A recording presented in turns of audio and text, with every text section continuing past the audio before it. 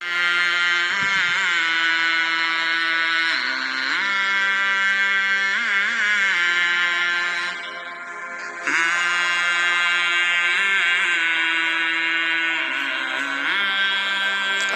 علیکم ورحمۃ اللہ وبرکاتہ۔ الحمد للہ وکفی وسلام علی عبادہ الذین اصطفی وخاصۃ علی محمد رسول اللہ صلی اللہ تعالی علیہ وسلم۔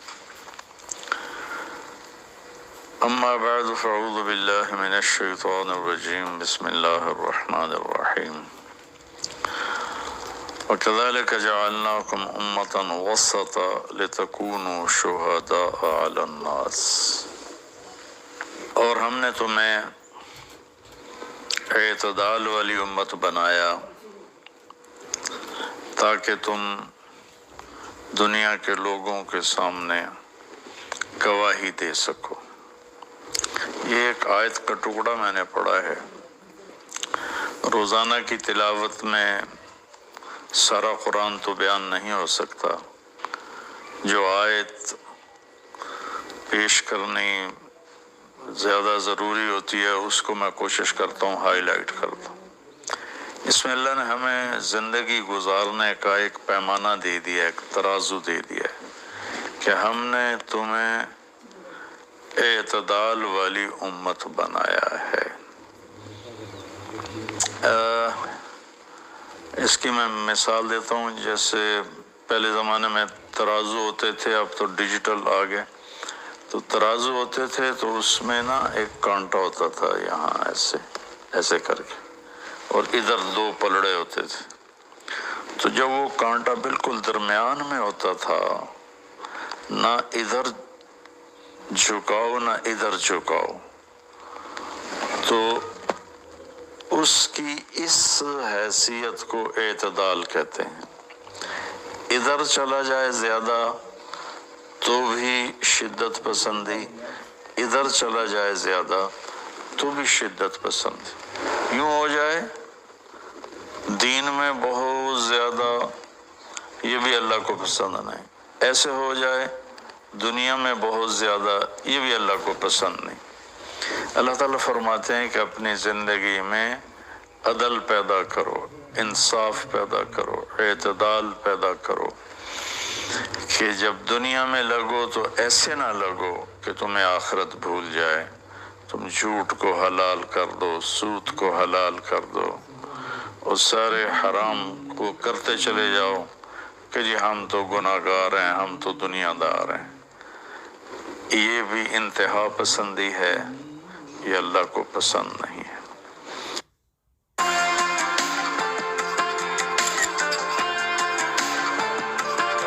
ایک بڑا عمل ہے۔ اللہ کے نبی کا فرمان ہے، من طلب الدنیا حلالا، جس نے رزق حلال کمایا، جس نے دنیا کو حلال راستے سے طلب کیا، اس میں جھوٹ نہیں، اس میں دھوکہ نہیں، فراڈ نہیں، اس میں سود نہیں، اس میں ظلم اور زیادتی نہیں، اس میں وعدہ خلافی نہیں، کسی غلط چیز کی تجارت نہیں، شراب بیچتا ہے یا ڈرگز بیچتا ہے، نسل کو برباد کرتا ہے۔ تو جس نے حلال راستے سے دنیا کو کمایا، استعفافاً عن المسئلہ، کہ مجھے مانگنا نہ پڑے لوگوں سے، میں خوددار بن کے زندگی گزاروں، سعیاً علی اہلہ، اپنے بچوں پہ خرچ کرنے کے لیے کہ وہ عزت کی زندگی گزاریں، تعطفاً علی جارہ، اپنے آس پاس کے غریب لوگوں پر خرچ کرنے کے لیے، جو صبح بازار جاتا ہے اور اپنی جاب پر جاتا ہے، اپنی مزدوری پر جاتا ہے، وہ ریڑھی پر بیٹھتا ہے یا بہت بڑے پروجیکٹ کے آفس میں بیٹھتا ہے، اگر یہ چار باتیں اس کے اندر ہیں، حلال کماتا ہے، جابین رشوت نہیں لیتا، غلط کام نہیں کرتا، کسی کی فائل نہیں روکتا، بچوں پہ خرچ کرنے کے لیے اور پڑوسیوں کو نوازنے کے لیے، غریب پڑوسیوں پر خرچ کرنے کے لیے اور سوال سے بچنے کے لیے، جو دنیا کو کماتا ہے تو اب آپ خوشخبری سنیں، لقی اللہ تعالی یوم القیامہ وجہہ مثل القمر لیلۃ البدر، قیامت کے دن وہ اللہ سے ایسے ملے گا کہ اس کا چہرہ 14ویں رات کے چاند کی طرح چمکتا ہوگا۔ تو ایسی دنیا کمانا بھی بندگی ہے۔ ریاکاری کے نفل پڑھ رہا ہو تو وہ جہنم ہے، اور ان 4 شرطوں کے ساتھ دکان پہ بیٹھا ہو، آفس میں بیٹھا ہو، ریڈی پہ بیٹھا ہو تو وہ جنت کا راستہ ہے، اللہ کو اتنا پسند ہے، کیونکہ اس میں درمیانی راستہ ہے، اعتدال والا راستہ ہے۔ اب اس میں انتہا پسندی کیا ہے؟ دوسری حدیث پیش کرتا ہوں، تعس عبد الدینار وعبد الدرہم وعبد القطیفہ، تعس وانتکس وإذا شیک فلن تقش، ان اعطی رضی وإن لم يعطى سخط۔ آپ نے فرمایا دینار کا چاہنے والا، دینار کا غلام چاہت تو سب کی ہے، سونے کا غلام ہلاک ہو جائے، چاندی کا غلام ہلاک ہو جائے۔ اللہ نے کائناتی معیشت کو، اکانومی کو سونے چاندی کے گرد گھمایا ہے، یہ اللہ کی اپنی قدرت ہے۔ تو اب یہ انتہا پسندی آ رہی ہے، جس نے آپ نے کہا ہلاک ہو جاتا ایسا کون؟ عبد الدینار، سونے کا غلام، چاندی کا غلام، اور زیب و زینت کا غلام، اسیسریز کا غلام، کہ حلال رزق میں ایسی نہیں مل رہا تو چلو کوئی ڈنڈی مار لو، کوئی رشوت لے لو، کوئی جھوٹ بول کے سودا بیچ لو، یہ ہے۔ تو اس کے لیے آپ نے بد دعا فرمائی۔ یہ بخاری شریف کی روایت ہے، آپ رحمت اللہ علیہ عالمین ہو کر آپ بد دعا فرما رہے ہیں کہ ایسے لوگ، چونکہ یہ لوگ جب دنیا میں جاتے ہیں تو اوروں کے حقوق مارتے ہیں، اوروں جو رشوت لیتا ہے، وہ رشوت دینے والا پتہ نہیں کن مشکلوں سے اپنے کام کے لیے پہنچا ہوتا ہے، جس کو یہ دھوکہ دے کے مال بیچ دیتا ہے وہ پتہ نہیں کتنی مشکلوں سے پیسہ بنا کے مال لینے آتا ہے، اس کو یہ 2 نمبر ٹکا دیتا ہے۔ اس لیے ان کے لیے بد دعا فرمائی کہ یہ معاشرے کے لیے ناسور لوگ ہیں، چاہے یہ کتنے ہی نامور ہوں، لیکن یہ معاشرے کے لیے ایک عذاب ہیں، ایک مصیبت ہے۔ تو دنیا میں بھی چلو تو درمیانہ راستہ اختیار کرو، اتنے نہ کھب جاؤ میرے بھائیو کہ ٹوائلٹ میں بھی سودے ہو رہے ہوتے ہیں، پیشاب کرتے ہوئے۔ ابھی میں کراچی سے لوٹا تو لاہور ایئرپورٹ پر میں وضو کرنے گیا تو پیچھے جو پیشاب کرنے کی جگہ ہوتی، وہاں ایک آدمی کھڑا ہوا، گردن کے ساتھ اس نے موبائل پکڑا ہوا تھا اور بولے جا رہا تھا، بولے جا رہا تھا، بولے جا رہا تھا۔ یہ بھی کوئی زندگی نہیں ہے، کھانا بھی کھا رہے ہیں اور سودا بھی بیچ رہے ہیں اور پیمنٹ بھی لے رہے ہیں اور سودا کر بھی رہے ہیں اور ساتھ کھانا بھی کھا رہے ہیں۔ تو یہ تو کھانا زہر بن جاتا ہے، دماغ کی طرف سے آرڈر جاتا ہے کہ کھانا آ گیا ہے، تیار ہو جاؤ، معدے کو آرڈر ملتا ہے، ساتھ ہی فون کی گھنٹی بجتی ہے، فون اٹھاتا ہے تو آرڈر فون کی طرف چلا جاتا ہے، معدے کو آرڈر نہیں جاتا، غذا زہر بن جاتی ہے۔ تو ایسی دنیا کما کے کیا کرنا جس میں آپ کی صحت ہی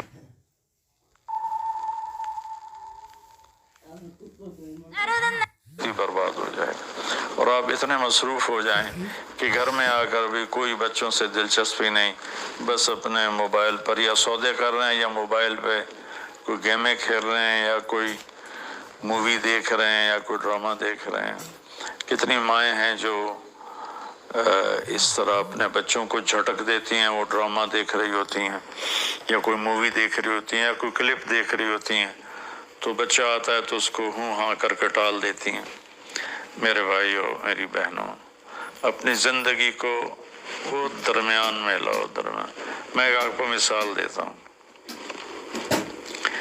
گاڑی کے چاروں ٹائر میں ہوا بیلنس ہو تو گاڑی صحیح چلتی ہے، چاہے ایف ایکس کیوں نہ ہو، اور اگر ہوا اوپر نیچے ہے، بیلنس نہیں ہے، تو مرسڈیز بھی ہوگی تو وہ چلنے میں آپ کو تکلیف دے گی۔ ایک گاڑی ہے، انسان بھی، اس کو بھی بیلنس آف لائف چاہیے۔ یہ گھر میں آؤ تو گھر کے ہو جاؤ، فون آف کر دو اور اپنے بچوں سے بات کرو، بیوی سے بات کرو، ان کے ساتھ بیٹھو، ان سے گپ شپ کرو اور گھر کی باتیں کرو، گھر کے مسائل ذکر کرو، باہر کے مسائل کو گیٹ پہ چھوڑ کے آ جایا کرو۔ تو یہ تو دنیا ہے نا، اللہ نے اس میں ناپسند کیا ہے کہ ہم اپنے آپ کو زیادہ کھو پائیں، لیکن دین میں بھی اللہ نے ناپسند کیا ہے کہ ہم اس میں زیادہ لگ جائیں۔ لا تغلوا فی دینکم، اپنے دین میں انتہا پسندی پہ مت جاؤ۔ اللہ نے اپنے محبوب سے فرمایا فلا تذهب نفسك علیہم حسرات، میرے نبی آپ ان غیر مسلموں کو تبلیغ کرتے ہوئے اتنا دکھ نہ اٹھائیں کہ آپ خود آہیں بھرتے بھرتے فوت ہو جائیں۔ اللہ نے اپنے نبی سے فرمایا، نماز لمبی کی تو اللہ نے اس سے منع فرما کر فرمایا کہ ما انزلنا علیک القرآن لتشقى۔ اللہ نے اپنے نبی سے اعتدال مانگا، لا تبسطها کل البسط، میرے نبی آپ مال خرچ کریں لیکن سارا نہ خرچ کریں، کچھ بچا کے بھی رکھیں۔ اللہ نے اپنے محبوب سے فرمایا، اس لیے تو اللہ نے زکوٰۃ کا نظام چلایا۔ تو اور ایک حدیث پہ پیش کرتا ہوں، 3 صحابہ آئے حضرت عائشہ رضی اللہ عنہ کے پاس کہ اللہ کے نبی کی رات کیسی ہوتی ہے، تو انہوں نے فرمایا کہ سوتے بھی ہیں اور اٹھتے بھی ہیں، نفل بھی پڑھتے ہیں، بلکہ آپ کی بہت خوبصورت عادت تھی جب آپ تہجد سے فارغ ہو جاتے تو یوں کر کے لیٹ جاتے، ایسے کر کے، اور حضرت عائشہ رضی اللہ تعالیٰ عنہ بھی اٹھ جاتی تو آپ ان کے ساتھ اسی حال میں باتیں کرتے، گپ شپ لگاتے۔ تہجد کے وقت میں اپنی بیگم سے پیار محبت کی باتیں ہو رہی ہیں، اتنے میں حضرت بلال اذان دیتے تو آپ اٹھ کے 2 رکعت سنت ادا کرتے اور نماز پڑھانے کے لیے مسجد تشریف لے جاتے تھے۔ تو اتنی اعتدال کی لائف تھی، ہنسی مذاق فرماتے تھے، اور حضرت عائشہ رضی اللہ عنہ کو لقمے بنا کے کھلاتے تھے، ان کو آٹا گوندھ کے دیتے رہے جب تک حضرت عائشہ رضی اللہ عنہ کو آٹا گوندھنا نہیں آیا، کہ وہ چھوٹی عمر میں ان کی شادی ہوئی تھی۔ تو انہوں نے جب یہ سنا تو کہنے لگے وہ تو اللہ کے نبی ہیں، وہ تو کچھ بھی نہ کریں، بخشے بخشائے ہیں، ہمیں تو کچھ کرنا چاہیے، کیا کریں؟ ایک نے کہا میں ساری رات نہیں سوؤں گا، نفل پڑھوں گا، کتنی اچھی نیت کی ہے۔ دوسرے نے کہا میں ساری زندگی روزے رکھوں گا، کبھی افطار نہیں کروں گا، کتنی اچھی نیت ہے۔ تیسرے نے کہا میں شادی نہیں کروں گا، بس اللہ کی عبادت کروں گا اور اللہ کے راستے میں جہاد کروں گا، کتنی اچھی نیت ہے۔ آپ کو پتہ چلا تو آپ نے تینوں کو بلا لیا، تو آپ نے ان کو ڈانٹ پلائی،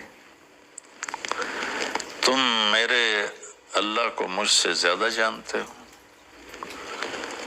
تم میرے اللہ سے مجھ سے زیادہ ڈرتے ہو، زیادہ تقوی والے ہو، میں تم میں سب سے زیادہ اپنے اللہ کو جانتا ہوں، سب سے زیادہ اللہ سے ڈرتا ہوں، میں کھاتا بھی ہوں، روزہ بھی رکھتا ہوں، میں نے شادی بھی کی ہے، میں سوتا بھی ہوں اور میں جاگتا بھی ہوں، اور میں نے آپ نے تو 11 شادیاں کی، 9 بیویاں زندہ تھیں جب آپ دنیا سے تشریف لے گئے، تو آپ کی ایک خوبصورت زندگی تھی ان کے ساتھ۔ تو آپ نے تینوں کو ڈانٹا اور فرمایا کہ اعتدال کے ساتھ چلو، جس نے کہا میں شادی نہیں کروں گا شادی کرے، جس نے کہا میں روزہ نہیں چھوڑوں گا وہ روزہ چھوڑے، کہ مہینے میں 3 روزے رکھو بس، 13 14 15، اور جس نے کہا میں رات سوؤں گا نہیں وہ آرام بھی کرے اور اٹھے بھی صحیح۔ تو یہ زندگی اعتدال والی، اللہ کو تو دین میں انتہا پسندی اچھی نہیں لگتی، اور اللہ نے اس کو رد فرمایا۔ ہمارے بعض نادان دوست قربانی کے نام پر پورے گھر کو اجاڑ دیتے ہیں اور انہیں احساس بھی نہیں ہوتا کہ کتنا بڑا نقصان کر رہے ہیں۔ سب سے بڑا تقاضا اسلامی تاریخ میں جنگ بدر کا ہے، اس سے بڑا تقاضا क़यामत तक नहीं आएगा कि जिनके बारे में अल्लाह के नबी की वो गवाही है जो क़यामत तक किसी के लिए नहीं, इन तुहलिक हादिल इसाबत फलन तुअबद, मेरे रब अगर आपने इस जमात को हलाक कर दिया तो फिर आपका नाम लेने वाला कोई नहीं बचेगा। इतनी बड़ी गवाही 313 की, और ये इतना बड़ा तकाजा था और इतना बड़ा ये उस वक्त अहम और ज़रूरी काम था। आप निकले और ज़ुल्हुलैफ़ा 7 मील दूर है। जब वहाँ पहुँचे तो हज़रत उस्मान और उसामा रज़ी अल्लाह अन्हुमा को आपने वापस भेज दिया कि आपकी बेगम हज़रत रुक़ैया रज़ी अल्लाह ताला अन्हा वो हुज़ूर सल्लल्लाहु अलैहि वसल्लम की दूसरे नंबर की बेटी थी। हज़रत ज़ैनब पहले नंबर पर, हज़रत रुक़ैया दूसरे नंबर पर, उम्मे कुलसूम तीसरे नंबर पर, हज़रत फ़ातिमा चौथे नंबर पर। तो बीमार, उनको चीचक निकल आया था, तो उनको वहाँ से वापस भेजा कि जाओ तुम रुक़ैया की तीमारदारी करो। वो जंग बदर में शरीक नहीं हुए, मेरे नबी ने वापस किया, लेकिन जंग बदर के शरीक सहाबा में उनका नाम लिखवाया, दोनों का। जब हम बदरी सहाबा की फहरिस्त खोलते हैं तो उसमें उसामा और उस्मान रज़ी अल्लाह अन्हुमा दोनों का नाम जिक्र है, और माल गनीमत में उनका हिस्सा भी रखा आपने। इतने बड़े तकाजे को आपने बीवी की बीमारी की वजह से पीछे कर दिया और उन दोनों को वापस भेजा, और रुक़ैया रज़ी अल्लाह अन्हा का इंतकाल हो गया। जब आप वापस तशरीफ़ लाए तो वो दफन हो चुकी थी, तो आपने उनकी कब्र पे जाकर दुआ फरमाई। तो मेरे भाइयों, दीन में भी एतदाल हो, दुनिया में भी एतदाल हो। ये रहबानियत तो नसारा ईसाइयों में थी कि शादी नहीं करनी, नहाना नहीं, बाल नहीं कटवाने, नौखन नहीं साफ़ करने, पहले, अब नहीं, पहले जो कदीम ईसाई मज़हब था। तो तबीयत में इतनी शिद्दत, गैर फितरी ज़िंदगी, फिर वो दूसरे तरीके से अपनी ख्वाहिशात को पूरा करते थे। तो इससे मेरे नबी ने रोका। बाद में एक ट्रेंड चल गया कसरत इबादत का, लेकिन वो कोई मेयार नहीं है कि फ़लाँ बुज़ुर्ग थे, उन्होंने 40 साल इशा के वज़ू से फ़जर की नमाज़ पढ़ी, और फ़लाँ बुज़ुर्ग थे उन्होंने 30 साल इशा के वज़ू से फ़जर की नमाज़ पढ़ी, और फ़लाँ बुज़ुर्ग थे वो 25 साल जंगल में फिरते रहे। भला ये भी कोई दीन है जो पेश किया जाए? हमारा दीन तो पूरी दुनिया को पेश करने के लिए है। इन्न दीन इंदल्लाहिल इस्लाम। अब इस्लाम ही एक मज़हब है जो बाकी है अपने सही माना में, तो हमें पेश करना है लोगों को। ये तो हम अपनों को पेश नहीं कर सकते कि 25 साल जंगलों की खाक छानते रहे। ये तो रबानियत से भी कोई आगे की चीज़ है, लेकिन ये उनकी बुजुर्गी के तौर पे बयान किया जाता है। एक बुजुर्ग थे, अपने बालों को रस्से से बांध लेते थे, रस्सा ऊपर छत में लटका होता था, तो जब नमाज पढ़ते पढ़ते उनको नींद का झटका आता तो वो ऐसे होते, तो वो बालों को ज़बरदस्ती झटका पड़ता, जिससे वो उनकी आँख खुल जाती और फिर नफलों में शुरू हो जाते। ये तो मेरे नबी के हुक्म के ख़िलाफ़ है। आपने फरमाया तुम में कोई इबादत में लगे जब तक वो बशाशत है और उसको नींद नहीं, जब नींद का समझे गलबा हो रहा है नफल छोड़ के जाके सो जाए। तो बाद में ये ऐसी चीज़ें पैदा हुई कि सारा साल रोज़े रखना, और कभी ऐसा कि सारी रात जागना, ये कोई दीन नहीं है। ये वो दीन नहीं है जिसे हम पेश कर सकें। एक बुज़ुर्ग का इंतकाल हुआ तो मैं ताज़ियत के लिए गया, तो उनके बेटे बताने लगे कि हमारे वालिद साहब सुबह 3 बजे उठ के नीचे अपने कमरे में आ जाते थे जहाँ मुरीदीन आते थे और बाकी जो उनके अपने इल्मी काम होते थे, और रात 11 बजे वापस जाते थे। सारी ज़िंदगी ये मामूल रहा। ये कोई काबिल ज़िक्र बात नहीं है जिसको हम बतौर एक नमूना पेश करें। मेरे नबी ने अपनी ज़िंदगी को 4 हिस्सों में तकसीम किया हुआ था। एक हिस्सा लोगों के लिए, एक बीवी बच्चों के लिए, ایک اپنی ذات کے کاموں کے لیے آپ اپنے کپڑے خود دھوتے تھے، 9 بیویاں تھیں، آپ اپنے کپڑے خود دھوتے تھے، اور ایک حصہ آپ نے رکھا ہوا تھا اللہ کے لیے۔ تو آپ سے زیادہ مشکل لائف کسی کی نہیں، آپ سے زیادہ بڑا ذمہ دار کائنات میں کوئی نہیں۔ آپ نے زندگی کو 4 حصوں میں ڈیوائیڈ کیا ہوا تھا۔ تو اگر فرسٹ آیا تھا منو اور تم نے کہا نیکسٹ ٹائم ریکارڈ توڑنا۔ Papa always push me to the next level. آج تک ہم دنیا میں لگتے ہیں تو حلال حرام بھول جاتے ہیں، جھوٹ سچ بھول جاتے ہیں، دھوکہ دیانت کو بھول جاتے ہیں، اور دین میں لگتے ہیں تو بچے بیوی بھول جاتے ہیں، اپنے کام کاروبار بھول جاتے ہیں۔ آپ دیکھیں اصحاب صفہ وہ تھے جن کا کوئی کام نہیں تھا، لیکن 10 مبشرہ میں سے ایک بھی اصحاب صفہ میں نہیں، خلفاء میں ایک بھی اصحاب صفہ میں نہیں۔ اور اصحاب صفہ کوئی دینی تقاضوں کے لیے فارغ نہیں بیٹھے تھے، اصحاب صفہ کا ٹھکانہ کوئی نہیں تھا۔ جب صدیقی دور میں ٹھکانے مل گئے تو اصحاب صفہ بھی ختم ہو گئے۔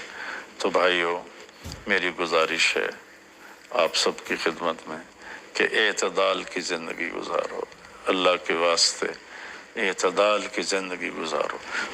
ایک صحابی آئے، بڑے مالدار تھے، کپڑے ان کے پرانے بھی تھے اور بڑے گھٹیا قسم کے تھے اور میلے بھی تھے۔ آپ نے ان سے فرمایا کیا ہوا، غریب ہو گئے ہو؟ کہا جی نہیں۔ آپ نے فرمایا تو اللہ نے جو تجھے دیا ہے تو چاہتا ہے کہ اللہ تیرے اوپر اس کا اثر دیکھے، اٹھو جا کے کپڑے تبدیل کر کے آؤ۔ آپ نے ان کو واپس بھیجا، ان کے کپڑے تبدیل کروائے۔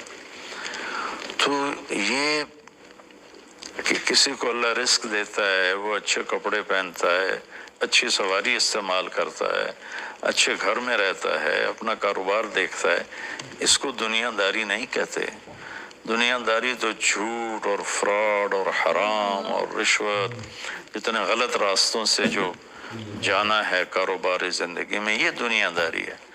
عبد الرحمن بن عوف رضی اللہ تعالیٰ عنہ نے وراثت میں اتنا سونا چھوڑا کہ بچوں میں تقسیم کرنے کے لیے وراثت کو کاٹتے کاٹتے آریاں ٹوٹ گئیں۔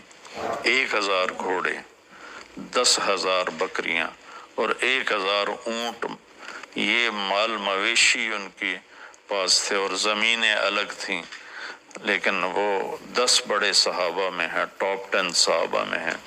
تو بھائیو، رمضان کا مہینہ ہے، اللہ سے مانگیں کہ اللہ ہمیں اعتدال والی زندگی نصیب فرمائے۔ السلام علیکم ورحمۃ اللہ۔